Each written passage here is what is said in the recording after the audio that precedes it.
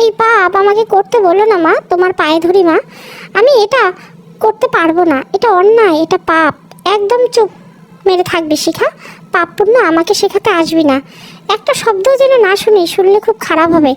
দরজা আটকে চলে গেছে শিখার মা। একটু পরে শিখার ছোট বোন শশী দরজা খুলে ভেতরে ঢুকলো। আপু, শশী বোন আমাকে বাঁচাও, এত বড় অন্যায় আমি করতে পারবো না।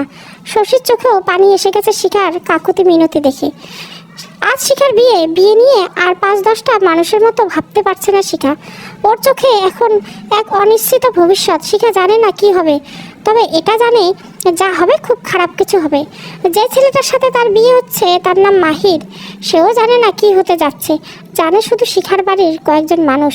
কোণে বদলে গেছে, বিষয়টি অনিচ্ছাকৃত বা বাধ্য হয়ে করা হচ্ছে এমনটা নয়, এটা সম্পূর্ণ পূর্ব পরিকল্পনা করা হচ্ছে। শিখা নিজেও জানতো না, বিয়ের আগের রাতে জানতে পেরেছে শিখার বিয়েটা ভেঙে দেবে বা ছেলের বাড়ির কাউকে জানাবে সেই সুযোগ নেই। শশীকে শিখা ধরে রাখছে। আপু, আমি তোমার জন্য কিছু করতে পারবো না, আমাকে ক্ষমা করে দিও। শিখা নিজেও জানে না শশীর কিছু করার নেই, তবুও ভেসে যাওয়ার আগে মানুষ শেষ চেষ্টা করে, খড়কুটো আঁকড়ে ধরে বাঁচার চেষ্টা। শিখাকে বউ সাজিয়ে একটা ঘরে আটকে রেখেছে ওর মা। এদিকে বরযাত্রী এসে গেছে। বরযাত্রী অনেক দূর থেকে এসেছে, তাই খুব বেশি মানুষ আসেনি।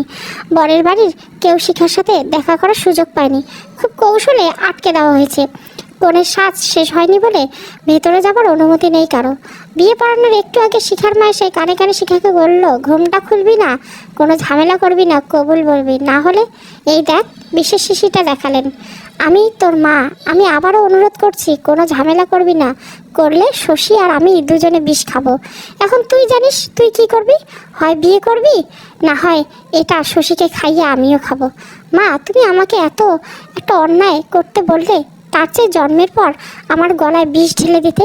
শিখার মা মুখ শক্ত করে উঠে চলে গেল। বিয়েটা হয়ে গেছে, এছাড়া আর কোনো পথ ছিল না শিখার। বরযাত্রী কোণে বিদায় হলো। এখন কেউ জানতে পারলো না কোণে বদলে গেছে। শিখাকে নিয়ে বরযাত্রী ফিরে যাচ্ছে। শিখা জলে যাচ্ছে, হ্যাঁ জলেই যাচ্ছে। যে শ্বশুর ঘরে যাচ্ছে সেখানে নিশ্চয় তার জন্য কেবল জল আর জলেই আছে। ভয়ে হাত পা ঠান্ডা হয়ে আসছে ওর। সাথে কেউ আসেনি, যেন হাত পা বেঁধে জলে ফেলে পুরো পরিবার বেঁচে গেছে। এত শত ভাবনা আর দুশ্চিন্তা করতে করতে শ্বশুর ঘরে পৌঁছে গেল শিখা। সবাই দৌড়ে এসে বউ বরণ করে ঘরে তুলল। সবাই এলো নতুন বউ দেখতে। ঘুমটা খুলে বউর মুখ দেখাতে গিয়ে মাহির ভাবি ইভা চিৎকার করে উঠল, এটা কি হয়েছে, কি হয়েছে? মাহিরের মা দৌড়ে এলেন। এ মেয়ে তো সেই মেয়ে না, বউ বদলে গেল কি করে? বিস্মিত চোখে ইভা জিজ্ঞাসা করলো, কি এত বড় জোচ্চুরি?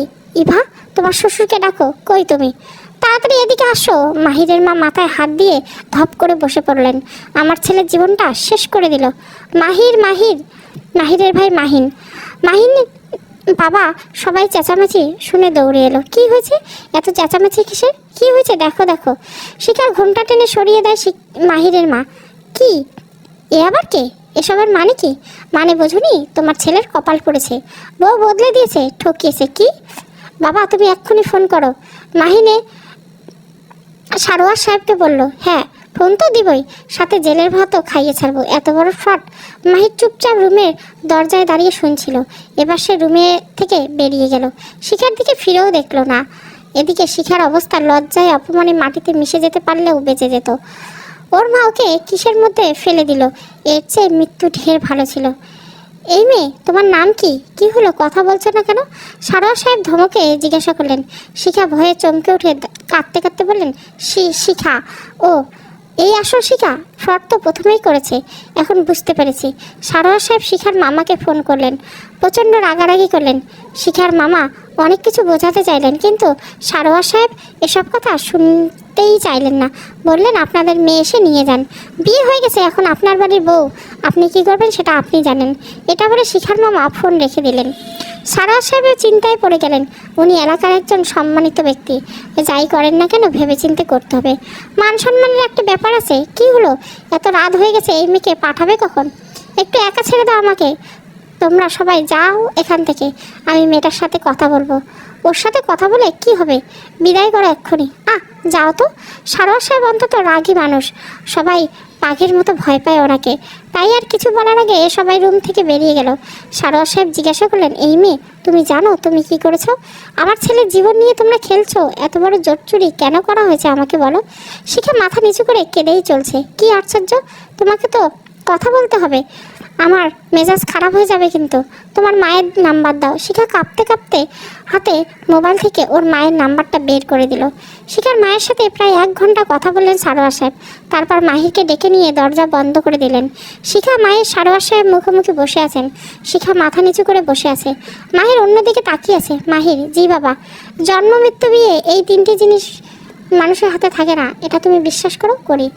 এই যে মেয়েটা শিখা, ওর সাথে তোমার বিয়ে হয়েছে, এটা তোমার ভাগ্যে ছিল। তোমাকে শিখার সামনে কিছু কথা বলি। তোমরা 2 ভাই আর তোমাদের বোন আনিশা আর আনিকা, তোমরা যখন যা চেয়েছো তাই তোমাদের দিয়েছি। কোনোদিন কিছু চাইনি তোমাদের কাছে। আজ তোমার কাছে আমার চাওয়া আছে। একটা চাওয়া বলো আর অনুরোধে বলো, এটা তোমাকে রাখতে হবে। বাবা, তুমি কি বলতে চাইছো? শিখার সাথে তোমার সংসার করতে হবে। কিন্তু বাবা, আমি তোমার কাছে কিন্তু আশা করছি না মাহির। এটা ফ্রড করে বিয়ে। আমি কিভাবে? এতে দোষ থাকলে মেয়েটার পরিবারে, এই মেয়েটার দোষ নেই, ওকে বাধ্য করা হয়েছে। বাবা, আমি এই মেয়ে এখানেই থাকবে, এটাই আমার শেষ কথা। এখন যাও, গিয়ে বিশ্রাম করো। দীর্ঘ 2 ঘন্টা পর সারোয়ার সাহেব দরজা খুলে বেরিয়ে ইভাকে ডেকে বললেন, শিখাকে নিয়ে ওর ঘরে যাও, ওর বিশ্রামের প্রয়োজন। কিন্তু বাবা, আমি তোমাকে নিয়ে যেতে বলছি। ইভা, আচ্ছা বাবা। ইভা মুখ কালো করে শিখাকে বলল, এসো আমার সাথে। ইভা শিখাকে নিয়ে চলে গেল। তুমি এটা কি করলে? এই মেয়ে এখানে থাকবে? জোর চুরি করে বিয়ে দিয়েছে, এখন এই মেয়ে নিয়ে আমার ছেলে সংসার করবে? আফরোজা, মেয়েটা এখানেই থাকবে, এটা নিয়ে কোনো কথা শুনতে চাই না। কেন বলবো না? আমার ছেলের জীবন নিয়ে কথা। এই মেয়েকে আমার ছেলের পাশে কোন দিক দিয়ে মানায়? আর দেখো, এই মেয়ে মাহিরের চেয়ে বয়সে বড় হবে। কি শুরু করেছো? খাবারের ব্যবস্থা করো, অনেক রাত হয়ে গেছে। সারোয়ার সাহেবের মুখের উপর কার কথা বলার সাহস নেই আফরোজা বেগমের, তাই উনি বিরক্ত হয়ে চলে গেলেন। রাত প্রায় 3টে বাজে। মাহির রুমে আসলো। কাঁদতে কাঁদতে শিখার চোখ ফুলে গেছে। মাহিরকে দেখে দাঁড়িয়ে গেল। মাহির চুপচাপ ওয়াশরুমে গিয়ে ফ্রেশ হয়ে এসে শুয়ে পড়লেন। শিখা কী করবে বুঝতে না পেরে দাঁড়িয়ে রইল। বেশ কিছুক্ষণ পর মাহির তাকিয়ে দেখে শিখা দাঁড়িয়ে আছে। এই মেয়ে, শোনো, বাবার জন্য এ বাড়িতে, এমনকি এই রুমে থাকার অনুমতি পেয়েছো, কিন্তু তাই বলে এটা ভেবো না আমার স্ত্রীর জায়গা পাবে। 2 দিন আগে আর পরে হলে এই বাড়ি তোমাকে ছাড়তে হবে। এখন রোবটের মতো দাঁড়িয়ে না থেকে নিচে চাদর পেতে শুয়ে পড়ো, আর ভুলে আমার সামনে পড়বে না। এটা বলে মাহির বালিশ ছুঁড়ে দিল। শিখা এটার জন্য প্রস্তুত ছিল বোধহয়, কারণ ওর মধ্যে খুব একটা পরিবর্তন দেখা যায়নি, শুধু চোখ থেকে টপ টপ করে কিছু পানি ঝরে পড়ছে। শিখা বালিশটা নিয়ে ফ্লোরে একটা চাদর পেতে শুয়ে রইল। এই মেয়ে, তোমাকে নিষেধ করছিলাম না আমার সামনে আসতে? এখনো এই রুমে কি করছো? সকালবেলা ঘুম থেকে উঠে মাহির শিখাকে রুমে দেখে তেলে বেগুনে জ্বলে উঠলো। আমি বাইরে গিয়েছিলাম, কিন্তু আমাকে বললে রুমে থাকতে, এখান থেকে বের না হতে। এই সকালবেলা উঠেই ঠিক আছে, বের হতে হবে না, আমি বের হয়ে যাচ্ছি। মাহির বের হয়ে যায়। শিখা বসে বসে কাঁদছে। কি ওর নসিব, প্রতিটি পদক্ষেপে এখানে অপমান সহ্য করতে হবে, সেটা বেশ বুঝতে পারছে। কিছু সময় পরে ইভা এসে কিছু খাবার দিয়ে বলল, তোমার খাবার খেয়ে নাও। খাবারটা সামনে দিয়ে ইভা চলে গেল। শিখা তাদের সাথে খেতেও ডাকেনি, আলাদা করে রুমে খাবার পাঠিয়ে দিয়েছে। এই খাবার খাওয়া লজ্জাজনক, কিন্তু খিদা এমন একটা জিনিস যেটা 2 দিন পেটে দানা পানি না পড়লেও বোঝা যায়। শিখার পেটে 2 দিন ধরে কিছুই পড়েনি। খাবারটা পেয়ে অপমান উপেক্ষা করে শিখা খাবারটা মুখে দিল। একটু পরে শুনতে পেল, কোনো অনুষ্ঠান হবে না, সব বাতিল করো। মাহির বলে গেছে ও এসবে থাকতে পারবে না। থাকবে কি করে? আমার ছেলের পাশে একে কি নিয়ে দাঁড়াবে? ছেলে আমার না খেয়ে বেরিয়ে গেল, ওর বাবার ভীমরতি হয়েছে, এই মেয়েকে এখনো বাড়িতে রেখেছে। আমার ছেলের জীবন থেকে সুখ চলে গেছে। মাহিরের মায়ের কথাগুলো শিখা রুম থেকে স্পষ্ট শুনতে পাচ্ছে। খাবারটা শেষ করা হলো না। মনে মনে ভাবছে, ওনারা বা কি দোষ? মাহির ওনার ছেলে। মাহির সুদর্শন যুবক, ফর্সা সুন্দর গায়ের রং, দেখতে হাজারো একজন। আর তার পাশে শ্যামবর্ণের শিখা বড্ড বেমানান। তার উপর অযত্নে অবহেলায় শিখার কপালে বলি রেখা গানিতি ঘাড়ে জানান দিচ্ছে শ্রীহীনতায়। মোট কথা, মাহিরের পাশে শিখা কুৎসিত। এমন ছেলের জন্য কোন মা শিখার মতো বউ চাবে? ও আল্লাহ, কি অপরাধে আমাকে এমন শাস্তি দিচ্ছে? আত্মহত্যা করা যদি মহাপাপ না হতো তাহলে এই জীবন রাখতামই না, কিন্তু ইহকাল চলে যাও, আমার পরকাল সহায় থাকো প্রভু। আমাকে সহ্য করার ক্ষমতা দাও, নাহলে মৃত্যু দিয়ে আমাকে এই যন্ত্রণা থেকে মুক্তি দাও। শিখা মনে মনে প্রার্থনা করে। দুপুরবেলা ইভা এসে শিখাকে নিয়ে মাহির রুমে যায়। মা, শিখাকে নিয়ে এসেছি, ভেতরে এসো। ভেতরে এসে শিখা মাথা নিচু করে দাঁড়িয়ে আছে। এখানে বসো। খাটের কিনারায় বসতে ইশারা করে। মা, আমি যাই। আচ্ছা যাও। ইভা চলে গেল। তুমি এখন এবারই বউ, তোমার শ্বশুর যখন বলেছেন তখন তুমি এবারে থাকবে, কিন্তু আমার একটা শর্ত আছে, তুমি সেটা মানতে পারবে? কি শর্ত মা? তুমি তোমার বাবার বাড়ি কখনো যেতে পারবে না, হয় এখানে থাকবে আর বাবার বাড়ি চলে গেলে একেবারে চলে যাবে। শিখার চোখ টলটল করছে। ঠিক আছে মা, আপনি যেমনটাই বলবেন সেটা হবে। আচ্ছা ঠিক আছে, এখন যাও, সারাক্ষণ রুমে বসে থাকতে হবে না, ইভার সাথে বাড়ির সব কাজ দেখে শুনে না। ইভা জি মা। শিখাকে নিয়ে সব কিছু বুঝিয়ে দাও। আচ্ছা মা। মাহি ফিরছে? না মা, ফোনও ধরছে না। যাও, আচ্ছা ওকে নিয়ে যাও। আফরোজা বেগম ভেতরে ভেতরে খুব নরম মনে মানুষ। শিখার উপর ওনার রাগ আছে, তার চেয়ে বেশি রাগ ওর পরিবারের উপর। শিখাকে মানতেও পারছে না, কিন্তু সারোয়ার সাহেবের সাথে কথা বলার পরে এটা বুঝলেন শিখাকে ফেলতেও পারবেন না। অনেক রাতে মাহির বাড়ি ফিরে শিখা অপেক্ষা করছিল কখন মাহির ফিরবে। মাহির রুমে ঢুকে নিজের মতো সব কিছু করেই যাচ্ছে, কিন্তু রুমে যে আর একটা প্রাণীর অস্তিত্ব আসছে সেদিকে ভ্রুক্ষেপ করছে না। আপনি এত রাত করলেন যে? মাহির কোনো উত্তর দিল না। কিছুক্ষণ পর শিখা আবারও বলল, দেখুন এটা আপনার বাড়ি, আপনার রুম, আমার জন্য আপনি কেন নিজের রুম ছেড়ে দিয়েছেন? বেশ বিরক্ত নিয়ে মাহির বলল, তোমার জন্য রুম ছেড়ে দিয়েছে? কে তুমি? আর নিজেকে এত ইম্পর্টেন্ট ভাবছো কেন যে তোমার জন্য আমি রুম ছেড়ে দেবো? শিখাকে পাশ কাটিয়ে চলে গেল মাহির। আমি কিছুদিন পর চলেই যাব, এই কয়েকটা দিন একটু ঝামেলা সহ্য করতে হবে আপনাকে। যাক, তুমি যে একটা ঝামেলা সেটা কমপক্ষে বুঝতে পেরেছো, আমি ধন্য।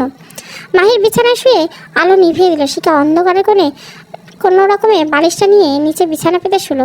শ্বশুরবাড়িতে আসার পরে শিখা নিজের ফোন একবারও বন্ধ করে রেখেছে, যাতে ওর সাথে কেউ বাড়ি থেকে যোগাযোগ করতে না পারে। বিয়ের 1 সপ্তাহ হয়ে গেছে, শিখা মোটামুটি মানিয়ে নিতে পেরেছে। এবারে মানুষগুলো ভালো, শিখা যেমনটা ভেবেছিল তারা তেমন নয়। এত কিছুর পরেও তারা শিখার সাথে কেউ খারাপ ব্যবহার করেনি, শুধু মাহির মেনে নিতে পারেনি। সারোয়ার সাহেব হঠাৎ শিখাকে ওনার রুমে ডেকে পাঠালেন। বাবা আমাকে ডেকেছেন? তোমার মায়ের সাথে কথা বলেছো? জি না। তোমার ফোন অফ রেখেছো? উনি আমাকে ফোন করেছেন, মায়ের সাথে কথা বলে নিও। শিখা কিছু না বলে দাঁড়িয়ে রইল। আমি ওই বাড়িতে আর যাব না। আচ্ছা সে পরে দেখা যাবে, তার আগে তোমার মায়ের সাথে কথা বলো। শোনো শিখা, কোনো মাই সন্তানের অমঙ্গল চায় না। তোমার মা এটা কেন করেছে সেটা তুমি নিজেও জানো না, তার উপর কেন মায়ের উপর অভিমান করে থাকবে? আচ্ছা বাবা, আমি কথা বলে নেব। ঠিক আছে যাও। শিখা জানে না তা নয়, ও জানে কেন ওর মা এমন করছে। আর মা তো কিছু করেনি, শুধু চাচাদের কথা মতো কাজ করতে বাধ্য হয়েছে। তবু শিখার অভিযোগ নেই কারো ওপর, কেবল নিজেকে দোষারোপ করে। শিখা এখানে সংসারের সব কাজে ইভাকে শাশুড়িকে সাহায্য করে, ওর ব্যবহার ও কাজে সবাই সন্তুষ্ট। হয়তো সেই রূপ নেই শিখার, কিন্তু সবার মন জয় করে নিয়েছে নিজের ব্যবহারে। মাহিরের সব কাজ শিখা নিজে হাতেই করে, তবে সেটা মাহিরের আড়ালে। মাহির যেন সামনে দেখলে সহ্য করতে পারে না শিখা। এতদিন ধরে ফ্লোরে শুয়ে শিখার সর্দি জ্বর বেঁধে গেছে। ইভা ওকে কিচেনে কাজ করতে দেয় না, তবু জোর করে শিখা কাজ করে। ইভা বলে, তোমাকে এত করে বলি তবুও শোনো না, এই অবস্থায় কাজ না করলে হয় না, বড় একটা অসুখ বাঁধিয়ে ছাড়বে। এটুকু করতে দাও ভাবি, সারাদিন বসে থেকে থেকে আর ভালো লাগে না। এই সময়টুকু তোমাদের সাথে কাজ করতে ভালো লাগে আমার, আর একা বসে থাকতে ভালো লাগে না। বুঝেছি, কিন্তু অসুস্থ অবস্থায় কাজ করলে আরও অসুখ বাড়বে শিখা। বাড়বে না ভাবি, আমার অভ্যাস আছে। ইভা শিখার মুখের দিকে তাকিয়ে রইল, তবে কিছু বলল না। মাহিরা বিয়ের জন্য অফিস থেকে ছুটি নিয়েছে, ছুটি শেষ, এখন থেকে অফিস করছে। ফিরতে ফিরতে ইদানিং সন্ধ্যা। ইদানিং মাহির কিছুটা নমনীয় হয়ে গেছে শিখার প্রতি। আগের মতো উঠতে বসতে বিরক্ত প্রকাশ করে না, তবে খুব ভালো ব্যবহারও করে না। মনে হয় শিখা ওদের পরিবারের একজন সদস্য, সবার সাথে ভালো সম্পর্ক, শুধু মাহিরের সাথে কোনো লেনাদেনা নেই। রাতে রুমে এসে চুপচাপ শুয়ে পড়ে দুটো মানুষ একটা রুমে, তবু কেউ কারোর সাথে কথা বলে না। গভীর রাতে গোঙানির শব্দে মাহিরের ঘুম ভাঙে। প্রথমে ঘুমের ঘরে বুঝতে পারেনি কিসের শব্দ, ঘুম একটু কাটতে বুঝতে পারলেও শব্দটা নিচ থেকে আসছে। মাহির উঠে বসলো, লাইট অন করার পর দেখলো শিখা কাঁপছে। গায়ে কাঁপুনি দেওয়ার মতো শীত নেই, তবু মেয়েটা কাঁপছে। মাহির ভাবলো হয়তো জ্বর এসেছে। কাছে গিয়ে দেখবে কি দেখবে না, অনেক ভেবে শেষ পর্যন্ত গিয়ে কপালে হাত রেখে দেখে অনেক জ্বর মেয়েটার গায়ে। এই অবস্থায় নিচে শুয়ে থাকা ঠিক হবে না, কিন্তু এই যে শুনছো। এই মেয়ে আস্তে করে ধাক্কা দিল, কিন্তু শিখা কোনো সাড়া দিল না। মাহির শিখাকে মেনে নিতে পারেনি ঠিকই, কিন্তু এভাবে জ্বরের মধ্যে একটা মানুষকে নিচে ফেলে রাখার মতো অমানুষ নয়। শিখাকে নিয়ে বিছানায় শুইয়ে দিল। পরদিন সকালে মাহির ইভাকে গিয়ে বলল, ভাবি শিখার অনেক জ্বর, তুমি ওকে খাইয়ে দিও, ওর গায়ে তো জ্বর ছিলই, এখন মনে হয় আরও বেড়ে গেছে। মাহির চলে গেল। মাহির ওষুধের প্যাকেটটা এনে শিখার সামনে দিয়ে বলল, এখানে ওষুধ আছে, খেয়ে নিও। মাহিরের সামান্য কথায় শিখা অনেক খুশি হলো। এতটুকু চিন্তা করছে ওর জন্য, এটাই অনেক। কিছুদিনের মধ্যে শিখা সুস্থ হয়ে উঠলো। সারোয়ার সাহেব বলার পর শিখা ওর মাকে ফোন করেনি। হঠাৎ কি মনে করে ওর মাকে ফোন করলো। হ্যালো মা। শিখা তুই কেমন আছিস? এতদিন হয়ে গেছে, একটা ফোন করিস নি। তুই ভালো আছিস মা? এত কিছু জেনে কি করবে? তোমার কোমর কাঁধের বোঝা নেমে গেছে, এটাতেই খুশি থাকো। এভাবে বলছিস কেন? তুই তো জানিস। জানি বলেই তো বললাম, তোমার ঘরে বয়স্ক একটা মেয়ে ছিল, তার বিয়ে দিতে পারছি না, ঠকিয়ে হোক আর যেভাবে হোক বিয়ে দিয়ে ঘাট থেকে নামিয়েছো। আপদ বিদায় হয়েছে, আর তো চিন্তার কিছু নেই। মারে, তুই আমার দুঃখটা বুঝলি না। কাঁদতে কাঁদতে শিখার মা বলে, রোজ রোজ তোর এত অপমান আমি আর কত সহ্য করতাম। আর তো সহ্য করতে হবে না। শোনো মা, আমাকে আর ফোন দিও না। এখানে সবাই খুব ভালো মানুষ। এত কিছুর পরে তোমার মেয়েকে বাড়িতে জায়গা দিয়েছে, কিন্তু তোমাদের ওনারা সহ্য করতে পারেন না। তোমাদের সাথে যোগাযোগ রাখি, সেটা ওনারা পছন্দ করে না। ঠিক আছে, তুই যদি ভালো থাকিস তাহলে যোগাযোগ করবো না, তবু আমার মেয়েটা একটু সুখ পাক। শশীকে বলে দিও আমি ভালো আছি। কথা বলবি শশীর সাথে? নিয়ে বল। না, বলবো না। যোগাযোগ যেন না করো সেটা জানাতে ফোন করছি। আর আমার শ্বশুরকে ফোন দিবে না, রাখলাম বলে ফোন রেখে দিল শিখা। মাকে এত কড়া ভাষায় কথা বলে, এত খারাপ ব্যবহার করো শিখা ভাবলেছিন যেন কিছুই হয়নি। শিখা বয়সে মাহিরের থেকে 2-3 বছরের বড়, তার উপর মাহিরের পাশে বড্ড বেমানান। শিখা সেই রূপ নেই যা স্বামীর মন ভোলাবে। সাধারণ থেকে সাধারণ চেহারার মাঝে যেন বয়সের ছাপটা স্পষ্ট বোঝা যাচ্ছে। মাহির কোনোভাবেই এটা মেনে নিতে পারছে না। শিখার ব্যবহার মন নরম হলে শিখার মুখের দিকে তাকালে যেন মাহিরের মন বিষিয়ে যায়। শিখা মাহিরের গলায় কাটা হয়ে গেছে, যেন সেই কাটা যা গিলতেও পারছে না, বের করতেও পারছে না। ওর জীবন বিষিয়ে গেছে। শিখাকে নিজে স্ত্রী বলে কারোর সামনে পরিচয় দিতেও লজ্জা বোধ হয়। মাহির বিয়ের পরে যখন ওর বোনদের শ্বশুর বাড়ি থেকে লোক আসবে শুনলো, মাহির রীতিমতো পালিয়ে থাকলো, কারণ ওর পক্ষে শিখাকে বউ বলে পরিচয় দেওয়া সম্ভব না। দুনিয়া সুন্দরের পূজারী, সুন্দরের চেহারা আলারে কুৎসিত বিকৃতি মন থাকলেও সুন্দরের দোহাই দিয়ে পার পেয়ে যায়, কিন্তু কুৎসিত একটা চেহারার আড়ালে একটা সুন্দর মন থাকলেও সেটা অযত্নে, অবহেলায়, অপমানে রোজ রোজ নরক যন্ত্রণা সহ্য করতে হয়। মাহিরের সাথে বিয়ে হয়েছে অনেক দিন হয়ে গেছে। মাহিরের বাবার জোর করে শিখাকে এই বাড়িতে রাখলেও মাহির যে মেনে নিতে পারেননি সেটা উনি জানেন। তিনি একদিন ইভাকে বললেন, মাহির বোধহয় বিয়েটা এখনও মেনে নিতে পারেনি। আসলে বাবা, মাহিরের পক্ষে কি এত তাড়াতাড়ি মেনে নেওয়া সম্ভব? ওর জায়গা থেকে চিন্তা করে দেখুন। আমরা তো মেনে নিছি, মাহিরও ঠিক মেনে নেবে। আরও কিছুদিন সময় দিন, আপনি চিন্তা করবেন না। একটা দীর্ঘশ্বাস ফেললেন মাহিরের বাবা। মাহির অফিসের একটা ট্রেনিংয়ে 3 মাসে ঢাকায় থাকতে হবে, এটা জেনে মাহির খুশি হলো। কিছুদিন এ বাড়ির বাইরে থেকে মুক্ত নিঃশ্বাস নিতে পারবে। এই খবর জানার পরে সারোয়ার সাহেব মনে মনে বুদ্ধি করলেন, এই সুযোগ মাহির আর শিখাকে নিজেদের মতো কিছুদিন থাকুক এই বাড়ির বাইরে। এতে হয়তো মাহিরের মন গলবে। তিনি মাহিরকে বলবেন, যাচ্ছ যে থাকবে কোথায়? অফিসে কোনো ব্যবস্থা আছে? হ্যাঁ আছে, ওনারা সব ব্যবস্থা করে দেবেন। ওখানে থাকতে হবে এমন বাধ্যবাধকতা আছে নাকি? না, তা নেই। অনেকে বাইরে থাকে, যার ইচ্ছে যেখানে থাকবে। তাহলে তো ভালোই হয়েছে, তুমি 3 মাসের জন্য একটা বাসা ভাড়া নাও। বাসা ভাড়া করে কি করব? আমি তো সেখানেই থাকতে পারবো না। পারবে না, কারণ শিখা যাবে তোমার সাথে। বাবা, আমি তো বেড়াতে যাচ্ছি না সেটা জানি, কিন্তু বাসা থেকে গিয়ে ট্রেনিং করতে পারবে না এমন তো কোনো কথা নেই। খোঁজ নিয়ে আগে বাসার ব্যবস্থা করো। তাছাড়া কি খাবে না খাবে ঠিক নেই, শিখা তোমার সাথেই যাবে। আচ্ছা ঠিক আছে। মাহির মুখ কালো করে বেরিয়ে এলো, ওর মার কাছে গিয়ে বললো, মা, বাবা কি শুরু করেছেন এসব? সব কিছু কি জোর করে চাপিয়ে দিতে চান আমার উপর? সারোয়ার সাহেব মাহিরের পেছনে দাঁড়িয়ে কথা শুনছেন, সেটা মাহির বুঝতে পারেনি। তোমার উপর চাপিয়ে দিতে চাইছি না, যাতে তুমি মানিয়ে নিতে পারো সেটা চেষ্টা করছি। মাহির পিছন ফিরে ওর বাবাকে দেখে মাথা নিচু করে ফেললো। এসো মাহি, আজ তোমাকে একটা গল্প বলি। একটা ছেলে ছিল, সে পড়াশোনায় খুব ভালো, অনেক আগ্রহ ছিল পড়ার। স্কুলের স্যার ম্যাডাম বলতেন ছেলেটা অনেক মেধাবী, জীবনে অনেক বড় হবে। কিন্তু ছেলেটা এত গরিব ছিল যে পড়াশোনা চালিয়ে যাবার তৌফিক ছিল না। অনেক কষ্টে 10ম শ্রেণী অবধি পড়ার পরে ছেলেটার পড়া বন্ধ হয়ে যায়। এমন অবস্থা, কারণ সামনে মেট্রিক পরীক্ষায় কিন্তু ফর্ম পূরণ করার জন্য অনেকগুলো টাকার প্রয়োজন। ছেলেটার বাবা দিনরাত মজুরি করতেন, এতগুলো টাকা জোগাড় করা তার পক্ষে সম্ভব ছিল না। অনেক জায়গায় হাত পাতলো, কিন্তু সামান্য কিছু টাকাও ধার পেল না, কারণ দিনমজুরকে কেউ ধার দেয় না। দিলে খুব সামান্য। ফর্ম পূরণ করার শেষ দিন, ছেলেটা বসে বসে কাঁদছে। তার পরীক্ষা আর দেওয়া হবে না, কষ্টে তার বুকটা ফেটে যাচ্ছিল। তখন ছেলেটা এলাকার এক বড় ভাই আসলো। সে শহরের কলেজে পড়তো, অনেক ভালো সম্পর্ক ছিল তার সাথে। বয়সে 2-3 বছরের বড় হলে বন্ধুর মতো। সেই ছেলেটা ছুটিতে বাড়ি এসেছিল। তাদের আবার অবস্থা অনেক ভালো ছিল। সে ছেলেটাকে কাঁদতে দেখে জিজ্ঞাসা করলো, কি হয়েছে? ছেলেটা সব বলার পর বললো, আয় আমার সাথে। তারপর নিজের ঘর থেকে টাকা নিয়ে স্কুলে গিয়ে ছেলেটার সব টাকা পরিশোধ করে দিল। ছেলেটা পরীক্ষা দিল, সবাই যেমন ভালো ভেবেছিল তার চেয়ে অনেক ভালো রেজাল্ট করলো, পত্রিকায় ছবি ছাপালো। তারপর শহরের কলেজে সেই ভাই তাকে ভর্তি করিয়ে দিলেন। তারপর আর পেছনে তাকাতে হয়নি। নিজের পড়াশোনার খরচ ছেলেটা নিজেই টিউশনি করে জোগাড় করেছেন। পড়াশোনা শেষ করে অনেক বড় একটা চাকরি করে। কিন্তু সেই যে 2000 টাকা ছেলেটা প্রয়োজন ছিল, সেটা না পেলে ছেলেটা হয়তো দিনমজুরির কাজ করত। সেই 2000 টাকা জীবনে মোড় ঘুরিয়ে দিয়েছিল। সেই জন্য আজ এই বাড়ি, এত আরাম আয়েশ, তোমার সব চাহিদা অনুযায়ী পেয়েছো, লেখাপড়া করে ভালো চাকরি করছো, সম্মানের জীবন কাটাছো। সেই 2000 টাকা যদি না থাকতো তবে আজ তোমার সারোয়ার সাহেবের ছেলের পরিচয় না, কামলা সারোয়ার পুত পরিচয়ে বাস্তা। বুঝতে পারছো, সেই ছেলেটা তোমার বাবা।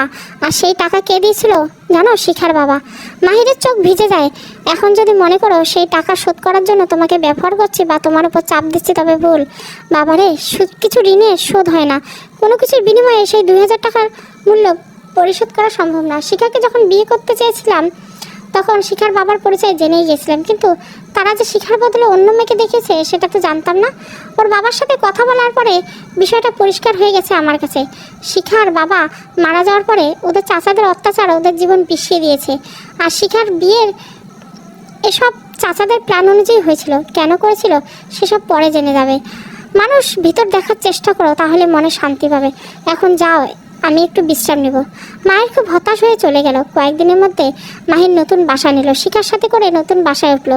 শিখা নিজে হাতে এই নতুন সংসার সাজালো। মাহির এখন স্বাভাবিক ব্যবহার করে শিখার সাথে। একদিন ইভা ফোন দিল মাহিরকে। ইভা শিখার সাথে জিজ্ঞাসা করতে মাহির বলল, শিখা বেশ ভালোই আছে। তোমাদের মধ্যে কি সব ঠিকঠাক হয়েছে? ভাবি, অনেক চেষ্টা করেছি কিন্তু কিছুতেই মানাতে পারছি না। ও কিন্তু অনেক ভালো মেয়ে, তোমার কতটা খেয়াল রাখে সেটা বোধহয় তুমি নিজেও বুঝতে পারো না। জানি, কিন্তু বাদ দাও ভাবি। ওকে একটু বুঝতে চেষ্টা করো, তাহলে তোমার জন্য অনেক সহজ হয়ে যাবে। ভালো থেকো, রাখছি। মাহি সত্যি চাইছে মানিয়ে নিতে, কিন্তু শিখার সামনে আসলে ওর মেজাজ বিগড়ে যায়। খারাপ ব্যবহার না করলে স্ত্রী বলে ভাবতে পারছে না। সেই সকালে বেরিয়ে যায় মাহি, রাত 8টার পরে ফিরে। শিখা সারাদিন বাসায় একা থাকে। মায়ের এসে খাবার খেয়ে কিছুক্ষণ বিশ্রাম নিয়ে আবার কাজ করে কিছু। শিখার সাথে প্রয়োজনের বাইরে কথা বলার মতো সময় নেই যেমন তার। এমনি মাহি নিজেও সময় খুঁজে না কথা বলার জন্য। শুক্রবারের দিনটা অর্ধেক ঘুমিয়ে কাটিয়ে দেয়। এক শুক্রবার রাতে শিখা যখন সব কাজ সেরে রুমে আসলো তখন মায়ের কি মনে করে শিখাকে জিজ্ঞাসা করেই ফেললো, তোমার বাসায় কে কে আছে? এতদিন এসব জানার প্রয়োজন বোধ করেননি। অনেক মানুষ আছে, মা আছে, আমার বোন শশী আছে, বড় চাচা বড় চাচিমা, ওনার এক ছেলে 2 মেয়ে, ছোট চাচা চাচি ওনাদের 2 ছেলে মেয়ে। বাহ, এত দেখছি বিরাট পরিবার। হ্যাঁ, সবাই একসাথে থাকে। তোমার চাচারা নাকি অনেক? তোমার বাবা তো শুনেছি ভালো জব করতেন, চাইলে তো তোমরা আলাদা থাকতে পারতে। এটাই নাকি আমাদের পরিবারের, যাই কিছু হয়ে যাক কেউ আলাদা থাকতে পারবে না। আমার দাদু ওনার সম্পত্তি যে উইল করে গেছেন তাতে আছে কেউ একজন যদি আলাদা হয়ে যায় তবে শুধু সে বঞ্চিত হবে না, বাকি সবাই ও বঞ্চিত হবে, কারণ সব তাহলে একটা ট্রাস্টে চলে যাবে। এই ভয়ে কেউ আলাদা হয়নি, আমাদেরও আলাদা হতে দেয়নি। বাবা মারা যাওয়ার পর পেনশনের একটা টাকাও মায়ের হাতে রাখতে পারেনি, সব চাচারা নিয়ে গেছে। বুঝেছি, সব কিছুর পিছনে তোমার চাচারা, বুঝলাম। কিন্তু এই বিয়ে নিয়ে এত নাটকের কারণ তো বুঝলাম না। শিখা মৃদু হেসে বলল, আমি যে দেখতে ভালো নেই তাই সবার বোঝা হয়ে গিয়েছিলাম। বাবা মারা যাওয়ার 3 বছরের মাথায় ইন্টারমিডিয়েট পাশ করার পর যখন ভর্তি হতে চেয়েছিলাম চাচারা পড়া বন্ধ করে দিলেন। মেয়েদের এত পড়ার নাকি দরকার নেই। অনেক চেষ্টা করে আর পারিনি। মা চেয়েছিলেন বিয়ে দিয়ে দিতে, কিন্তু বড় চাচি প্রথমে বাধা দিলেন, বললেন এতে তাড়াহুড়োয় কিছু নেই। আসলে মা আর আমি সংসার সব কাজ করতাম। প্রায় মা অসুস্থ হয়ে পড়তেন, তখন আমি আর শশী মিলে রান্না করা, কাপড় কাচা, ঝাড় দেওয়া সব করতাম। বিনা পয়সায় চাকর কেউ এত সহজে ছাড়ে? আমাদের পড়া বন্ধ হলো, অন্যরা সবাই ঠিক পড়াশোনা করছে, কিন্তু ওনার মেয়ের বিয়ে ভেঙে গেছে। কারণ মানুষের মুখে শুনেছি বাড়ির বড় মেয়ের এখনো বিয়ে দেয়নি, এই জন্য অনেকে ওনাদের বদনাম করেছে। পরপর কয়েকটি বিয়ে ভাঙার পরে চাচির টনক নড়ে। এবার আমাকে বিদায় করতে উঠে পড়ে লাগেন, কিন্তু আমি তো অত সুন্দর নেই, তার উপর বয়স 30-এর কোঠায় ছুঁয়েছে। এই মেয়েকে দেখতে এসে কেউ পছন্দ করে না। বারবার চেষ্টা করে যখন দেখলো কেউ আমাকে পছন্দ করছে না তখন তারা আরও মরিয়া হয়ে উঠলো, উঠতে বসতে অপমান করতে, তারপর গায়ে হাত তুললো। কারণ আমার অপরাধ, আমার বিয়ে হচ্ছে না, কেউ পছন্দ করছে না। তারপর আমার মামাতো বোন দোলনকে আমাদের বাড়িতে নিয়ে আসলো। শুনলাম ওকে দেখতে আসবে এখানে, ওকে পছন্দ করলো, বিয়ে ঠিক হলো। বিয়ের আগের রাতে জানলাম বিয়েটা আমার। বুঝলাম আমার বদলে দোলকে দেখিয়েছে। এটা কত বড় অন্যায়! লজ্জায় মরে যেতে ইচ্ছে করছিল। অনেক চেষ্টা করেছি, অনেক বুঝিয়েছি, কিন্তু শেষ পর্যন্ত মা বললেন বিয়ে না করলে উনি বিষ খাবেন। বিষের শিশি হাতে নিয়ে বসেছিলেন। তখন আমার আর কিছু করার ছিল না। আমার মা অনেক অসহায়, রোজ রোজ ওনাদের কাছে আমার জন্য অপমান সহ্য করতে করতে উনি আর পাচ্ছিলেন না। আমাকে এই নরক থেকে বাঁচাতে অন্যায় যেন মা এটা করেছেন। মায়ের উপর কোনো অভিযোগ নেই, অভিমান আছে। আর কিছু না পারলে 3 মেয়ে তো একসাথে মরতে পারতাম। শিখার কথা শুনে মাহিরের চোখ কখন ভিজে গেছে সে টের পায়নি। বুকের ভিতরে চিনচিন করে উঠল। কত রঙের মানুষ আছে মানুষের মনে। শিখাকে বলার মতো কিছু খুঁজে পেল না মাহির, শুধু বলল ঘুমিয়ে পড়ো। শিখা ঠিকই ঘুমিয়ে পড়লো, কিন্তু মাহিরের চোখে ঘুম আসলো না। মাহির শিখার দুঃখের গল্প শুনে শিখার প্রতি কিছুটা নমনীয় হতে চাইল, কিন্তু পারিপার্শ্বিক পরিস্থিতি মাহিরের মন ঠিক উল্টিয়ে দেয়। মাহির ঢাকায় এসেছে বউ নিয়ে। এই কথা শোনার পরে মাহিরের এক স্টাফ তার বউকে নিয়ে আসে মাহিরের বাসায়। শিখাকে দেখে একে অন্যের মুখ চাওয়াচাই করা মাহিরের চোখ এড়ায়নি। শিখা অনেক আপ্যায়ন করলো মাহিরের বন্ধু আর বন্ধুপত্নীকে। শিখা কিচেনে ব্যস্ত ছিল। মাহির একটু বাইরে গেছিল। সাহেব আর সাহেবের বউ ব্যালকনিতে বসেছিল। মাহির ওদের ডাকতে এসে শুনলো সাহেবের বউ বলছে, তুমি দেখো বয়সে অনেক বড় হবে। মাহির ভাইয়ের পাশে একদম মানায়নি, গায়ের রঙও ময়লা। এটাকে ময়লা না শ্যামলা বলে, ওই একই কথা। কেমন যেন খুব ভদ্র আর অমায়িক, হয়তো এত সুন্দরী নয়। পেহলে দর্শনকারী ফের গুণ বিচারী। কি মনে হয় মাহির ভাই ওর সাথে সুখী হবে? ওনার মতো হ্যান্ডসাম ছেলের পাশে একে দেখলে মানুষ বড় বোন ছাড়া আর কিছুই ভাববে না। উনি কিভাবে মানিয়ে নেবেন আল্লাহ জানে। এসব শুনে মাহিরের মেজাজ আরও খারাপ হয়ে গেছে, কিন্তু ওদের তো কিছু বলা যায় না। আর তারা সত্যি কথাই বলেছে, ভুল কিছু বলেনি। ওরা সেদিন বিদায় নিলেও মাহিরের মনে আরও বিষাদ দিয়ে গেল। শিখার প্রতি যতটা দুর্বলতা তৈরি হচ্ছিল সেটাও এখন অসহ্য মনে হতে লাগলো। আগে টুকটাক কথা বললেও এখন সেটাও বলে না। সারাদিন এক বাসায় শিখার দম বন্ধ হয়ে আসে। মায়ের রাতে ফিরে সকালে চলে যায়। শিখার দিকে খেয়াল দেওয়ার প্রয়োজন বোধ করে না। এই বন্ধ অবস্থা থেকে যেন শিখার প্রাণ হাঁসফাঁস করছে একটু মুক্ত নিঃশ্বাসে নিতে। মমফলের মেয়ে শিখা, এই বন্দি দশা ওর জীবন অবনতি হচ্ছে। কেবল না খেতে পারছে, না শান্তি পাচ্ছে, অসুস্থ বোধ করছে। কিন্তু কাকে বলবে? মাহিরের সময়কে ওর দিকে ফিরে তাকানো। দিন দিন শিখা কেমন যেন হয়ে যাচ্ছে। কিছু খেতে পাচ্ছে না, সারাদিন কিছু খায় কি না মাহির কখনো জিজ্ঞাসাও করে না। রাতে মাহিরের সাথে খেতে বসলে মাহির খেতে খেতে ফোন ঘাটে। খাবার শেষ করে উঠে চলে যায়। শিখা যে কিছুই খেতে পাচ্ছে না সেদিকেও খেয়াল করে না। এর মধ্যে হঠাৎ একদিন শিখা ঘুমিয়ে আছে।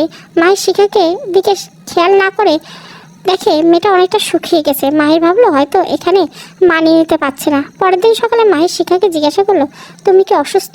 না, আমি ঠিক আছি, কিন্তু তোমাকে দেখে অসুস্থ মনে হচ্ছে, অনেক শুকিয়ে যাচ্ছ। কিচ্ছু হয়নি, এখানে কেমন বন্দি বন্দি মনে হয়, ভালো লাগছে না আমার। আর তো 1.5 মাস, দেখতে দেখতে চলে যাবে। তোমার কিছু প্রয়োজন হলে আমাকে বলো। আচ্ছা বলবো। 2 দিন পর মাহির খেয়াল করলো শিখাকে খুব অসুস্থ লাগছে। চোখে মুখে অস্বাভাবিক কিছু একটা বুঝতে পারছে। মাহিরও খেয়াল করলো শিখা কিছুই খেতে পাচ্ছে না। তুমি যে বললে অসুস্থ না, আমি তো দেখছি তুমি সুস্থ না। কিছুই তো খাওনি, কি হয়েছে তোমার? তোমার চোখ কেমন ফুলে গেছে। আমাকে বাড়িতে পাঠিয়ে দিবেন? আমার এখানে একদম ভালো লাগছে না। আচ্ছা সে দেখা যাবে, আগে তোমায় ডাক্তার দেখাতে হবে। 2 দিনের মধ্যে মাহিরের সুযোগ হয়নি ডাক্তার দেখানোর। সেই রাতে শিখার অনেক জ্বর ওঠে। মাহির সারা রাত জেগে জলপট্টি দেয় মাথায়। শিখা এক রাতে যেন বিছানার সাথে মিশে গেছে। ওষুধ এনে খাওয়ানোর পর জ্বর কমলে শিখা যেন শরীরে কোনো শক্তিই পাচ্ছে না। মাহির আর দেরি না করে ডাক্তারের কাছে নিয়ে গেল। অনেক ওষুধপত্র নিয়ে তারা ফিরল। 4-5 দিন পর মাহির রিবাকে ফোন করে বলল, ভাবি তুমি একটু ভাইয়া বা বাবাকে নিয়ে একটু ঢাকায় আসো। কেন মাহির, কি সমস্যা? কোনো সমস্যা? শিখা খুব অসুস্থ, ওকে একা রেখে আমি যেতে হয়। কিভাবে কি করব বুঝতে পারছি না। একা রেখে যাব, ভরসা পাচ্ছি না। তোমরা আজই আসো। কি হয়েছে শিখার? জানি না ভাবি, যত তাড়াতাড়ি সম্ভব তাড়াতাড়ি আসো। ঠিক আছে, তুমি চিন্তা করো না, আজই আসবো। মাহিরের ভাবি আর বাবা এসে ঢাকা পৌঁছালো। তারা এসে শিখাকে দেখে চমকে গেল। শিখা ঘুমে, ওনারা আসবেন সেটা শিখা জানে না। একই হাল হয়েছে মেয়েটার, একদম চেনাই যাচ্ছে না। তুমি ওর দিকে খেয়াল রাখোনি? কী অবস্থা হয়েছে ওর? নিশ্চয়ই খাওয়া দাওয়া একদম করেনি। ভাবি আমি সারাদিন বাসায় থাকলে তো সকালে বের হয়ে সেই রাত হয়ে যায় ফিরতে ফিরতে। আগেই বাবাকে বলেছিলাম, বাবা তো বোঝেনি। একা সারাদিন কী করে সেসব তো আমি খেয়াল রাখতে পারিনি। আর এমনিতে আমি প্রেশারের মধ্যে থাকি। যাই বলো ভাই, তোমার খেয়াল তো ছিল না সেটা আমি জানি। তার সাথে অবহেলায় ছিলে। মেয়েটা ভেতরে কেবল কষ্ট পেয়েছে, নিজের দিকে একটুও খেয়াল করেনি। মাহির ইভার কথা বললেও সারোয়ার সাহেব গম্ভীরভাবে বসে রইলেন। চলবে, কোণে বদল প্রথম পর্ব কালকে রাতে দ্বিতীয় পর্ব আসবে। ভালো লাগলে অবশ্যই লাইক, শেয়ার এবং সাবস্ক্রাইব করবেন। Thank you for watching.